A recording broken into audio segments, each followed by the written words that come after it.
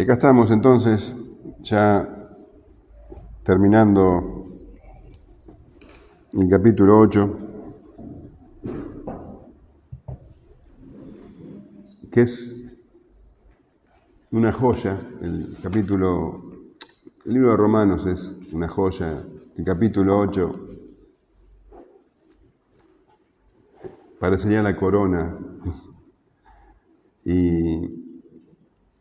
Y los versículos que estamos viendo verdaderamente son resplandecientes, son tremendos, porque el apóstol dice que todas las cosas nos ayudan a bien y no pone ningún pero. Uno esperaría que esa afirmación tenga alguna acotación, es demasiado. Pero todas las cosas nos ayudan a bien, absolutamente todas las cosas. Y ese bien para que las cosas nos ayudan es que el Señor forme en nosotros la imagen de Jesucristo, para que su imagen se forme y para que Él sea el primogénito entre muchos hermanos, nosotros los hermanos menores del Señor. Conformados a su imagen. Y dice que nos eligió, nos escogió, nos conoció antes de la fundación del mundo y nos predestinó para ser hechos conforme a la imagen de su Hijo, y que nos llamó con un llamamiento irresistible, y que nos justificó y que nos glorificó. ¿Qué pues diremos a esto?, pregunta el apóstol. ¿Qué otra prueba vos necesitas del amor de Dios? De que Dios es por vos, por ustedes, que Dios es por vos. ¿Qué pues diremos a esto?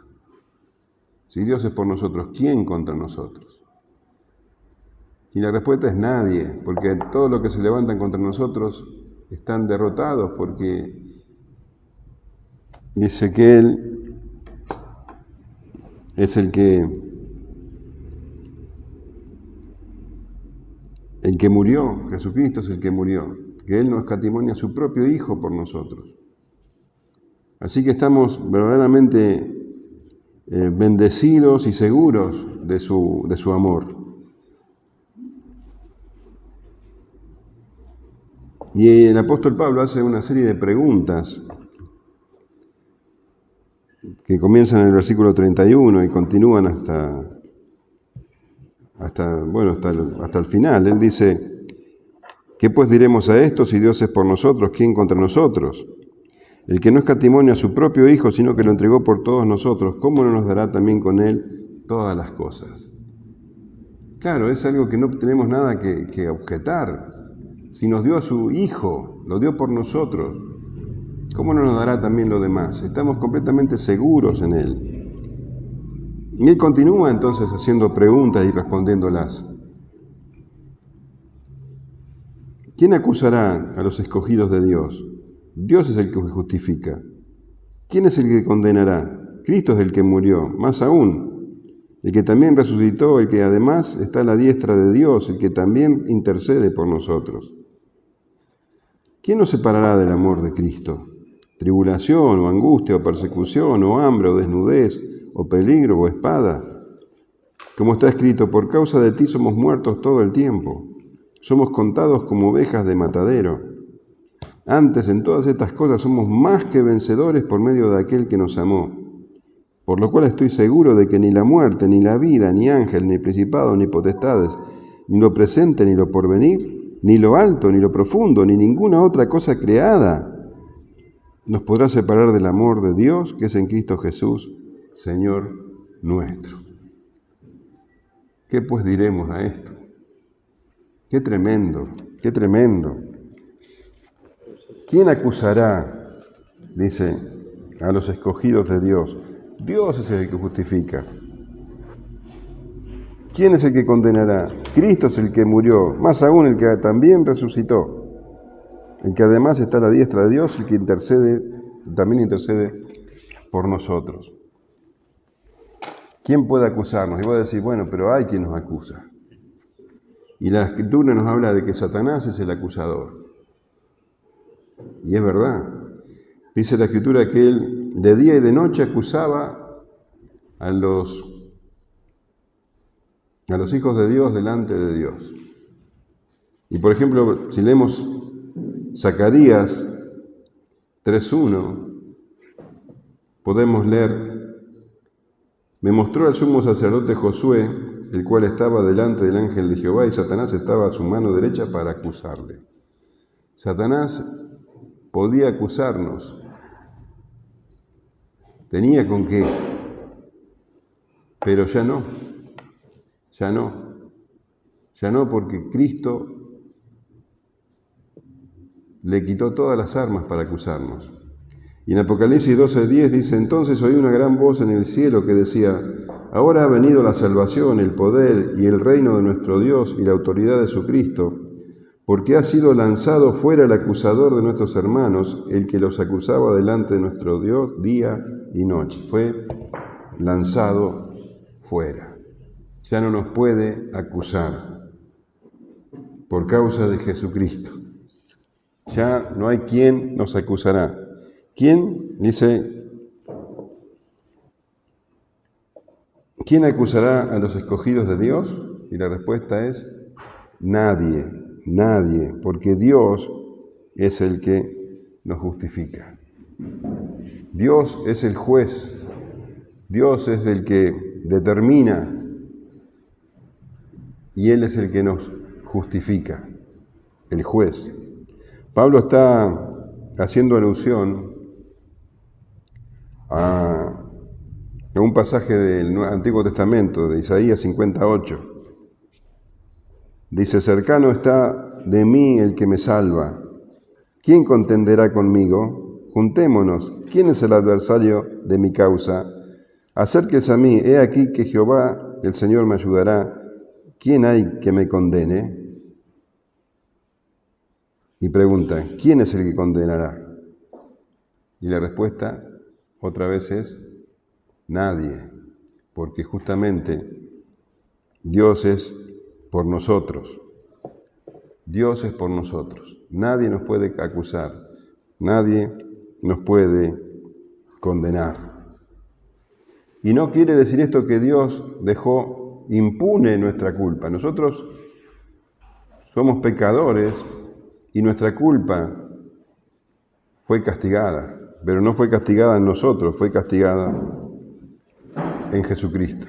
Porque si Él hubiera dejado impune Él hubiera dejado impune a los pecadores, no sería justo. Pero Él dice: ¿quién es el que condenará? ¿Quién es el que condenará? ¿Y cuál es que continúa? Cristo es el que murió. Entonces, Él hizo la obra. Nuestro pecado fue pagado y no hay quien nos condene.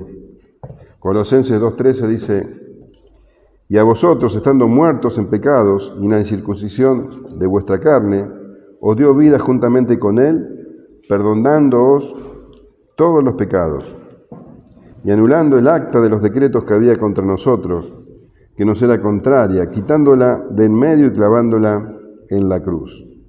Y despojando a los principados y a las potestades, los exhibió públicamente, triunfando sobre ellos en la cruz.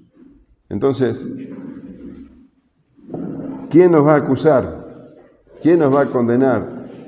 Jesucristo en la cruz le quitó todo argumento a los principados y a las potestades. Satanás no tiene con qué acusarnos. Dice que los despojó. No hay acusación contra nosotros. Y el que murió, dice, también resucitó. Con su resurrección Él dejó bien claro quién es y cuál es su poder. Y Él resucitó y fue exaltado sobre todo nombre, como dice Filipenses capítulo 2. Él está sentado a la derecha del Padre, intercediendo por nosotros. Y cuando ella intercede, bueno, hay quien entiende que Él está orando por nosotros. Pero la figura de intercesor tiene también que ver con que Él es nuestro abogado. Él es el abogado que nos defiende. Él está intercediendo por nosotros.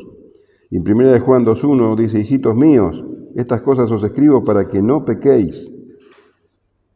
Y si alguno hubiera pecado, abogado tenemos para con el Padre, a Jesucristo el justo. Vos pecás, sí, pero Satanás no puede levantar acusación contra vos, porque vos tenés ya el abogado, que es Jesucristo, tu abogado defensor. Y no solamente intercede como abogado, sino que intercede como sacerdote, dice la Escritura. ¿Sabes lo que hacían los sacerdotes? Intercedían ante Dios por el pueblo. Los sacerdotes eran los encargados de hacer los sacrificios para que el pueblo pudiera recibir perdón de pecados. Y Jesucristo fue el sacrificio. Es el sacerdote y es el sacrificio. Y en Hebreos 7:24 leemos: mas por cuanto permanece para siempre, tiene un sacerdocio inmutable, por lo cual puede también salvar perpetuamente a los que por él se acercan a Dios, viviendo siempre para interceder por ellos. Porque tal sumo sacerdote nos convenía, santo, inocente, sin mancha, apartado de los pecadores y hecho más sublime que los cielos, que no tiene necesidad cada día, como aquellos sumos sacerdotes, de ofrecer primero sacrificios por sus propios pecados y luego por los del pueblo, porque esto lo hizo una vez para siempre, ofreciéndose a sí mismo, porque la ley constituye sumos sacerdotes a débiles hombres, pero la palabra del juramento posterior a la ley, al Hijo, hecho perfecto para siempre. Entonces, tenemos al juez de nuestro lado, tenemos abogado y sacerdote. Y la siguiente pregunta es clara. Entonces, ¿quién nos separará del amor de Cristo? ¿Quién nos separará del amor de Cristo? Porque hay situaciones en las que pudiera parecer que Cristo no nos ama. Y es más, el mundo muchas veces nos señala como diciendo: ¿y dónde está tu Dios ahora? ¿Dónde está el Dios que te ama? Y Pablo él siempre nos habla de que el amor de Cristo es algo que no se puede comprender con palabras. Ese amor, como dice en Efesios 3:19, dice que excede todo conocimiento. Dice así: y de conocer el amor de Cristo que excede a todo conocimiento, para que seáis llenos de toda la plenitud de Dios. Es un amor inexplicable y fuera de toda lógica, porque no tenemos nada en nosotros que merezca ese amor.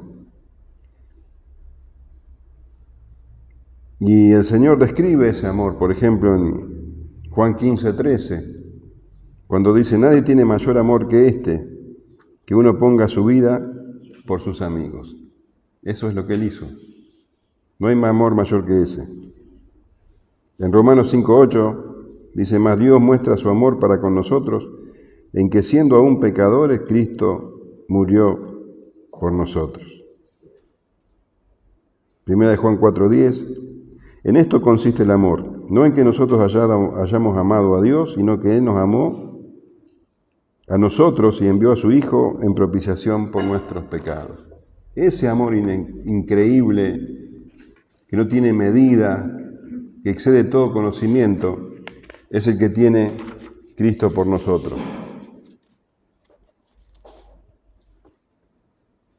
Y dice que la pregunta es: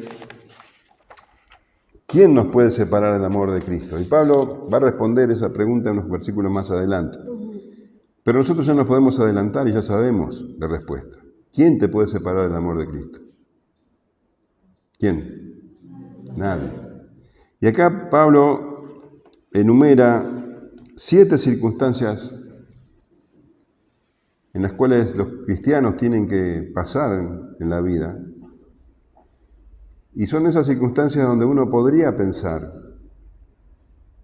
que, bueno, ese amor ya no es tan claro.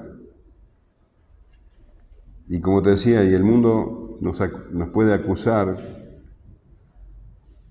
de que Cristo no nos ama.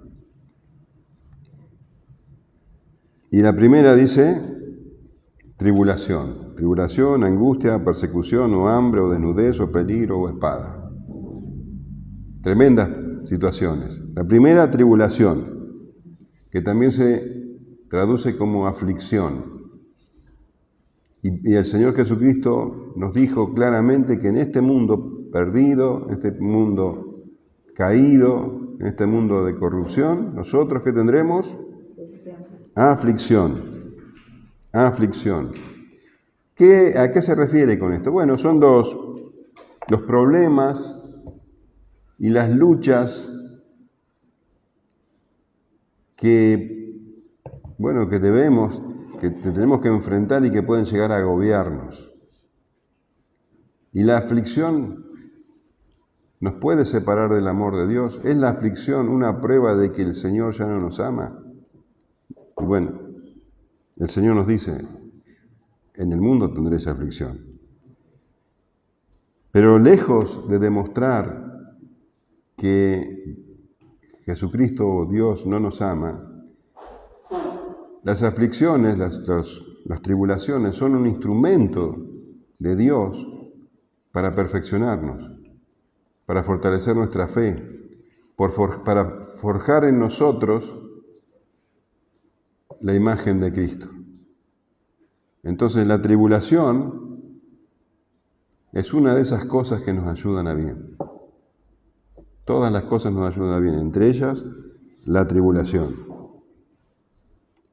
Y Romanos 5.3 dice, y no solo esto, sino que también nos gloriamos en las tribulaciones, sabiendo que la tribulación produce paciencia, y la paciencia prueba, y la prueba esperanza. La tribulación es un instrumento para nuestro crecimiento, para que nuestro carácter se parezca cada vez más al de Cristo. La tribulación es algo que usa el Espíritu Santo para sacar en nosotros fruto y para fortalecer nuestra fe.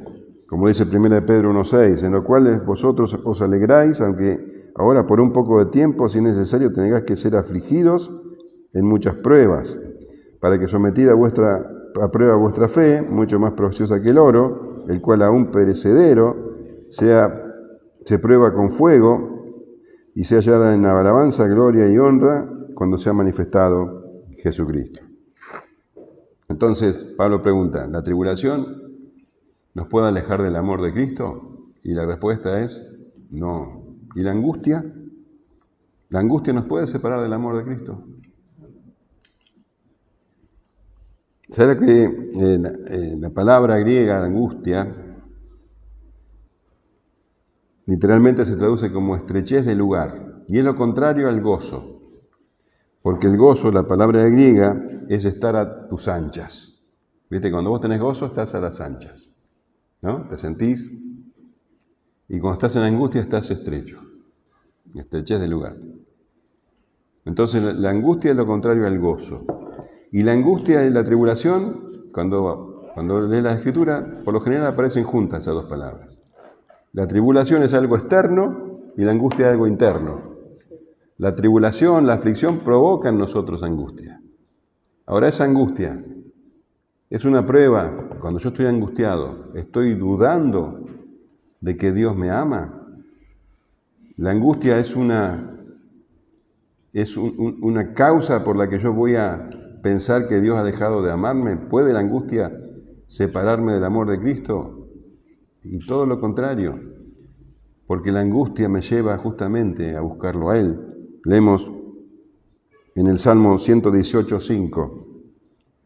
Desde la angustia invoqué a Jah, y me respondió Jah poniéndome en lugar espacioso. El Hijo de Dios, el escogido, en momentos de angustia se acerca más a Dios. Entonces, lejos de ser un instrumento para alejarme de Dios, no, me acerca a Dios. La angustia no me separa del amor de Dios. ¿Y la persecución? La persecución, que me persigan, que se opongan, que me aparten, que me marginen, que me humillen por causa de Cristo, ¿no es una muestra de que Él dejó de amarme? Y no, todo lo contrario, porque la persecución es la respuesta natural del hombre pecaminoso hacia el creyente, al que tiene fe. Y segunda de Timoteo 3:12 dice: y también todos los que quieren vivir piadosamente en Cristo Jesús padecerán persecución. Todos los que quieran ser fieles al Señor, en sus trabajos, en sus escuelas, en donde se desarrollen, de alguna manera van a recibir persecución. Entonces,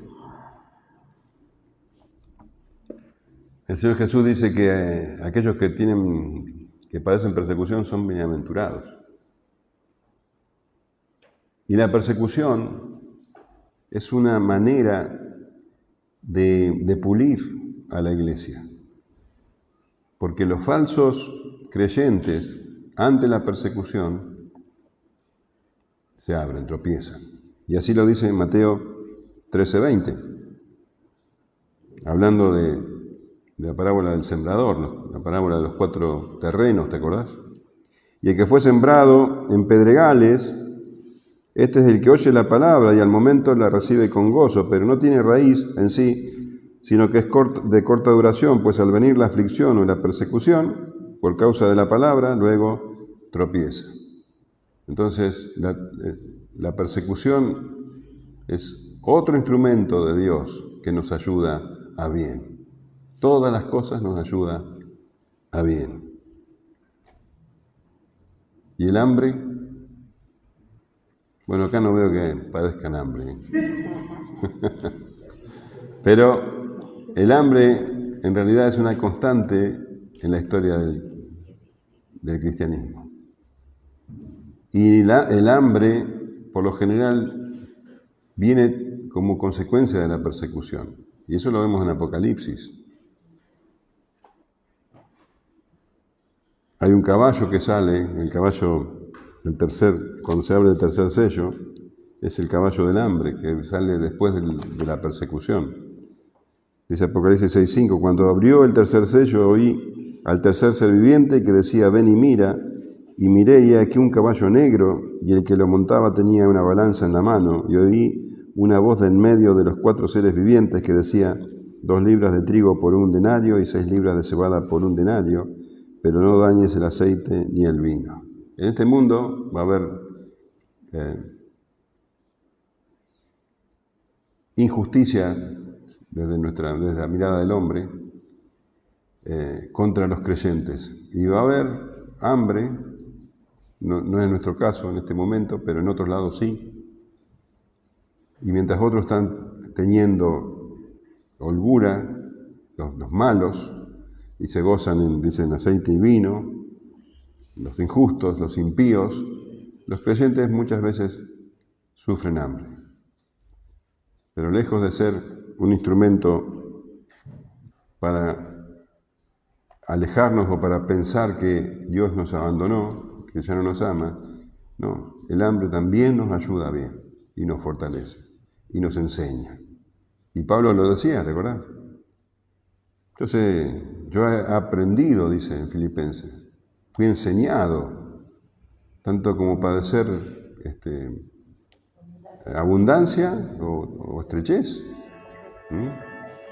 Así que a tener mucho y a no tener nada. Así que el hambre es un instrumento de Dios para también forjarnos. La desnudez, que no quiere decir que andemos completamente desnudos, sino que andemos faltos de ropa, necesitados de ropa. Cuando hace frío necesitar abrigo. Bueno, esa es una condición también en la que muchos cristianos a lo largo de la historia han enfrentado.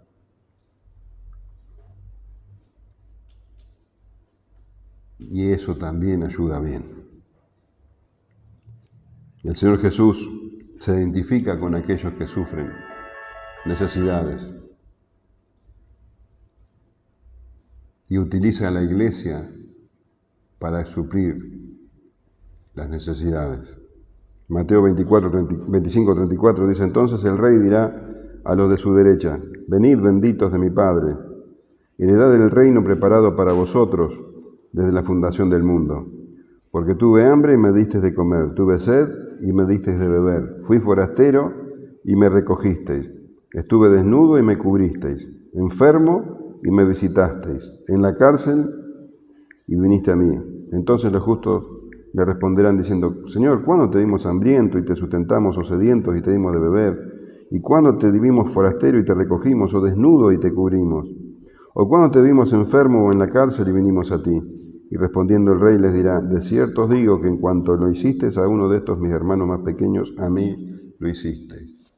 Entonces, cuando el creyente está hambriento o falto de ropa y necesitado, tiene que saber que, lejos de que Dios lo ame menos, ¿no? Jesucristo se identifica con él. Y Él es el que envía el oportuno socorro. Porque si viste a las flores del campo, ¿cómo lo hará también con nosotros? Pero también es un instrumento que nos ayuda a bien. Y el peligro de muerte o peligro de perder cosas en la tierra, peligro por seres queridos. Bueno, el peligro también es algo que el creyente puede soportar. Y el salmista dice en el Salmo 23, versículo 4, aunque ande valle de sombra y de muerte, no temeré mal alguno. Aún en peligro nosotros sabemos que nada nos separará del amor de Dios. Y el Salmo 91 dice así: el que habita el abrigo del Altísimo morará bajo la sombra del Omnipotente. Diré yo a Jehová: esperanza mía y castillo mío, mi Dios en quien confiaré. Él te librará del lazo del cazador, de la peste destructora. Con sus plumas te cubrirá y debajo de sus alas estarás seguro. Escudo y adarga es su verdad. No temerás al terror nocturno, ni a saeta que vuele de día, ni pestilencia que ande en oscuridad, ni mortandad que en medio del día destruya. Caerán a tu lado 1000 y 10.000 a tu diestra, mas a ti no llegará. Ciertamente con tus ojos mirarás y verás la recompensa de los impíos, porque has puesto a Jehová, que es mi esperanza, al Altísimo por tu habitación. No te sobrevendrá mal, ni plaga tocará tu morada, pues a sus ángeles mandará acerca de ti, que te guarden en todos tus caminos. En las manos te llevarán para que tu pie no tropiece en piedra. Sobre el león y el áspid pisarás, hollarás el cachorro del león y el dragón. Por cuanto en mí has puesto su amor, yo también lo libraré, lo pondré en alto, por cuanto ha conocido mi nombre. Me invocará y yo le responderé. Con él estaré yo en la angustia. Lo libraré y le glorificaré. Lo saciaré de larga vida y le mostraré mi salvación. ¿El peligro puede separarte del amor de Dios? No. Y la espada tampoco. Aunque ese peligro se concrete, nada te puede separar del amor de Dios. Ni aun la muerte, ni la muerte violenta. Porque la muerte violenta puede ser el final del creyente. Y mirá lo que le pasó a Esteban, Hechos 7:54. Oyendo estas cosas se enfurecían en sus corazones y crujían los dientes contra él. Pero Esteban, lleno del Espíritu Santo, puesto los ojos en el cielo, vio la gloria de Dios y a Jesús que estaba a la diestra de Dios. ¿Puede separarte la muerte violenta del amor de Dios? Todo lo contrario. Y aquí, dijo, y aquí veo los cielos abiertos y al Hijo del Hombre que está a la diestra de Dios. Entonces ellos, dando grandes voces, se taparon los oídos y arremetieron a una contra él, y echándole fuera de la ciudad, le apedrearon. Y los testigos pusieron sus ropas a los pies de un joven que se llamaba Saulo, y apedreaban a Esteban. mientras él invocaba y decía, Señor Jesús, recibe mi espíritu. Y puesto de rodillas, clamó a gran voz, Señor, no les tomes en cuenta este pecado, y habiendo dicho esto, durmió. Ni la espada, ni las piedras, ni la muerte violenta nos puede separar del amor de Dios. Y el apóstol Pablo hablaba por experiencia, él sabía todo esto. Fíjate lo que dice en 2 Corintios 11:24. De los judíos 5 veces he recibido 40 azotes menos uno. 3 veces he sido azotado con varas, 1 vez apedreado, 3 veces he padecido naufragio, una noche y un día he estado como náufrago en alta mar. En caminos muchas veces, en peligros de ríos, en peligro de ladrones, peligro de los de mi nación, peligro de los gentiles, peligro de la ciudad, peligros en el desierto, peligros en el mar, peligros entre falsos hermanos, en trabajos y fatiga, en muchos desvelos, en hambre y sed, en muchos ayunos, en frío y desnudez, además de otras cosas, lo que sobre mí se agolpa cada día, la preocupación por todas las iglesias. ¿A vos te parece que Pablo decía, ¿dónde está el amor de Dios ahora? No, nada nos puede separar del amor de Cristo. En 2 Corintios 12:10 dice, por lo cual, por amor a Cristo me gozo en las debilidades, en afrentas, en necesidades, en persecuciones, en angustias, porque cuando soy débil, entonces soy fuerte. Nada nos puede separar del amor de Cristo. Y él se enfrentó a la espada finalmente. Y lo leemos en 2 Timoteo 4:6. Dice, porque yo ya estoy para ser sacrificado, y el tiempo de mi partida está cercano.